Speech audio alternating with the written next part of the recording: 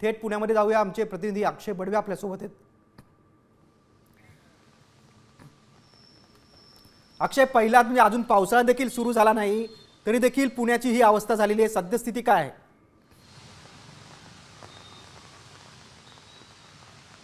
पुण्यातील सिंहगड रोड परिसर असेल किंवा कात्रज परिसर असेल, या ठिकाणी तर पाऊस मोठ्या प्रमाणावर अजूनही पडतोय। मात्र दुसऱ्या बाजूला पुणे शहरातील मध्यवर्ती भाग जो पेठांचा भाग आहे, त्या देखील जे सखल भाग आहेत त्या ठिकाणी पाणी साचायला आता सुरुवात झालेली आहे। मी सध्या नारायणपेठेत आहे, जो नारायणपेठेतून लक्ष्मी रस्त्याकडे जो येणारा रस्ता आहे त्या ठिकाणी आपण जर बघितलं तर हा रस्त्यावर अक्षरशः नद्यांचा पूर आल्याचं चित्र आपल्याला पाहायला मिळतंय।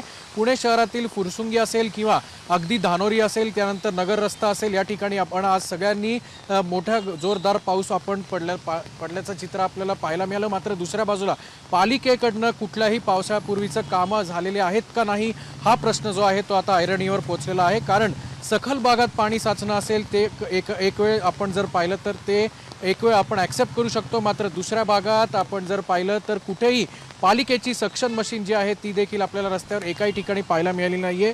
सगळे रस्ते जे आहेत त्या सगळ्या रस्त्यांना आता नद्यांचा स्वरूप आल्याचं चित्र अक्षय, मागच्या वर्षी देखील ही स्थिती होती आणि आता देखील